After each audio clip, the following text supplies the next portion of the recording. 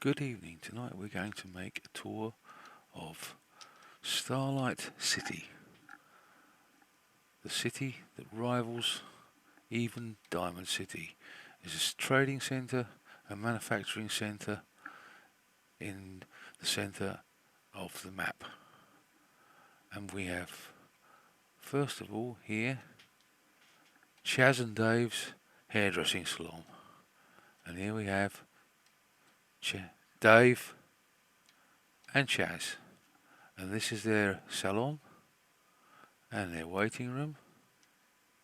And as we look through here, here are their living quarters.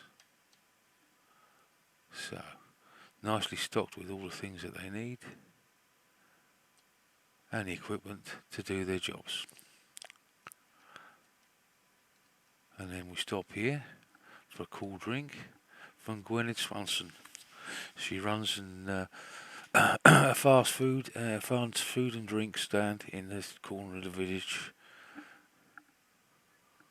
Yes, I'm going to look at it later.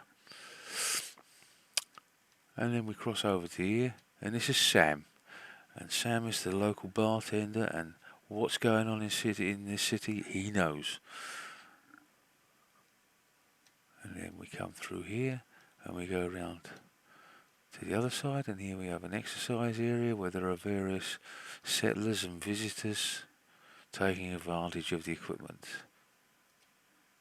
And then we come to our food system, our food where our food is grown, and we have a number of bots that are running this particular area and automatically growing and harvesting all our produce to be used in the city. And then we come up here, and this is the first boulevard where our shops start to be apparent. And this is Honest Joe, who runs the weapons and second-hand ammunition market for the discount store. And we go around here, and here we have Abigail Martin, who runs light armour and military clothing for those of us who want to be protected when we're wandering around the wasteland. And then we come here, and here we have Jane Fallon herself. She runs the local store, local branch of Fallon's hardware, Harlan's clothing chain in this city, and it does rather well for itself because we have a lot of walk-in, walk-out clientele from the area around here, from the farms and the settlers that pass by. And then here we have Nathan Fredrickson with his fast food restaurant, where he keeps everybody happy and supplies them with burgers and more healthy food as well as vegetables and fruit. And everybody's quite happy to come here and pick up their stuff. And there's his price list, quite reasonable. And then a breakfast, everything you can eat for 30 caps. Now that's a good deal of anybody's day. And then we'll roll around this side, and then there are water purification plants and water tanks where our water is stored and it's processed for the settlement. And also we have further food producing area here, and this is the gardening bot that runs around and harvests everything for us and takes it to the central collection place. And here we have one or two human workers as well that work in the food in the farm for us. And then along the back here we have the north side of the eastern side boulevard, western side boulevard. I'm sorry. And here we have the book bar, which is run by a ghoul who is apparently a graduate of Boston University in literature, and this is what he's chosen to do with himself in the time after the war, is to go really back to his roots and use this to his advantage. And then here we have our scrap merchant, and there he is sitting in the corner, Harold Steptoe. Keeps us supplied with scrap when they're travelling around the area, around scrapping derelict cars and all sorts of other things and bringing them back here to sell on to us. And here we have Pip Boys Are Us. They're Pip Boy refurbishment concern, and they can knock out a nice Pip Boy for the anybody that can afford it. They're rather expensive, but then there's an awful lot of work goes into making them. And then here we have Gordon Manners. He's our general store owner and grocer. And there you see some meat and some hardware in the shelves there, waiting for us to come in and get them. And then these along here are the barracks and bunkhouses for the guards and the workers in the different areas of the settlement. And if we go through this central street here, this central alley, you see the back end of the stores, and these are the personal quarters of the people that run the stores at the front. The people you see at the front are the people that live in the shops and so live in the rooms and houses at the back. And this is an example of one of them. And here you have somewhere to hang things that he hasn't been used yet. And then we can go in here, and this is his bedroom. And then if we go through this door, we can go into the shop and see it from the vendor's point of view.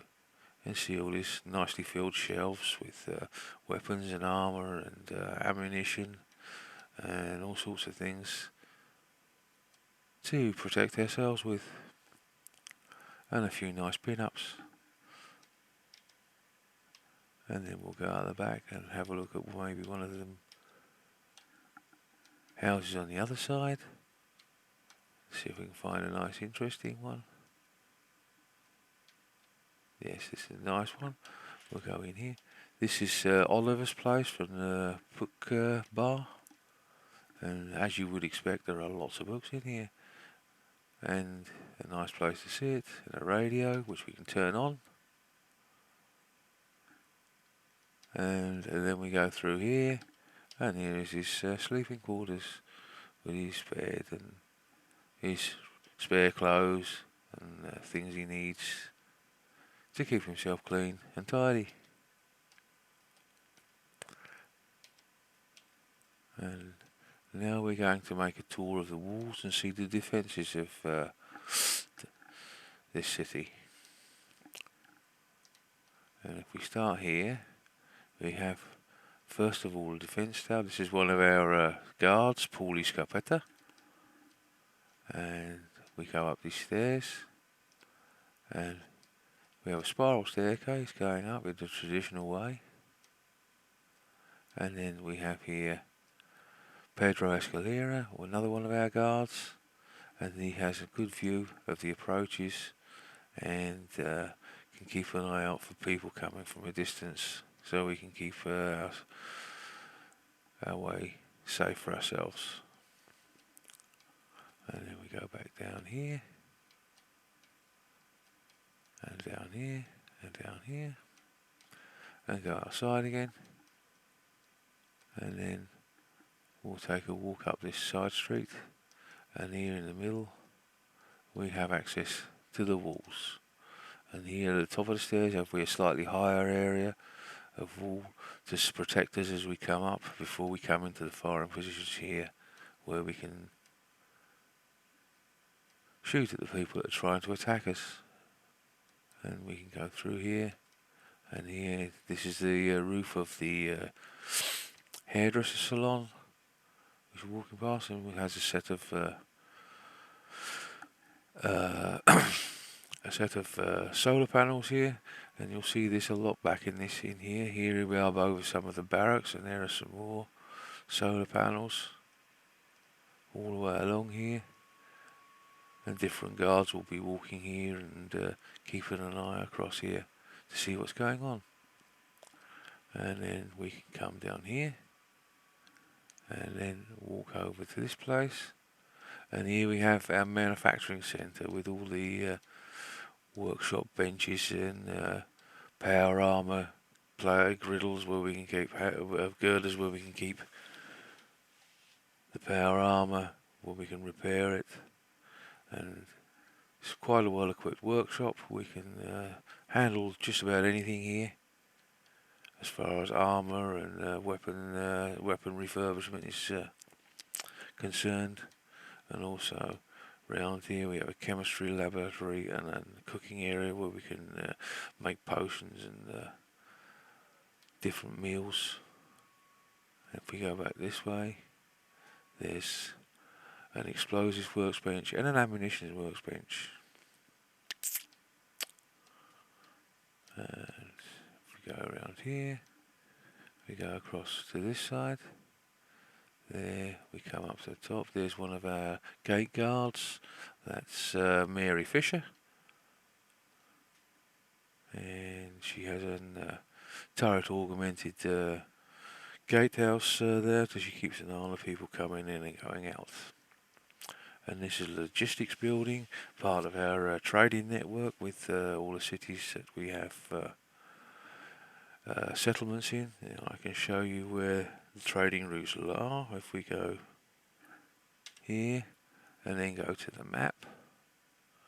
Then we can go show supply lines, and these are the supply lines that are running through our settlements at the moment, with Oberland Station at the bottom here, and then 10 Pines Bluff there, Starlight in the middle as the centre of the hub, and then Abernathy Farm, the Red Rocket Truck Stop, and Sanctuary. And then we sail back there, and we come back to the open area. And here are our two doctors, Doc Simpson and Doc Quincy. They have here a clinic where they can do most small surgery operations and the general keep care of the general health of the population here. To gurneys here for them to treat their patients, and then this is their living quarters with storage and 2 beds, and storage with some medical supplies for use next door, and an extra bed in case they need it for somebody who's a little bit under the weather and can't go home on their own. And then we go along the back here. This is the back, the western side. Here's a small storage area, and there's not much going on in there. And here is another one of our gate guards. That's Angus Duffy. He keeps an eye on this gate. We have 2 gates on the western side and one on the southeastern, on the eastern side, and one on the southwestern side. Yeah. And then here we have our Brahmin pen, where we have at the moment 2 Brahmin in with feeding troughs and hay where they can, and a barn where they can sleep. And sometimes you'll find the Brahmin from the traders and provisioners here as well. And here have we the kennels where the fighting dogs are kept. They can come in and out as they please, and when anything happens they can come bounding up to help defend the settlement. And then we come through here and up these stairs, and this is one of our main vantage points for keeping an eye on the area so that we can see what's going on all around us. From the top of here, from the top of the screen, in the walkway, catwalk at the top, to the east and the west, and to the south and the north. It's a very good place to keep a watch out from what's going on. Here we're even above the levels of some of the motorways even. It's a very good vantage point. And there you have Corvée, you got air. Motor plant in the distance is another good place where we can go to for getting scrap. So, and that was it then. I've shown you everything in the settlement. So, I'll say good night.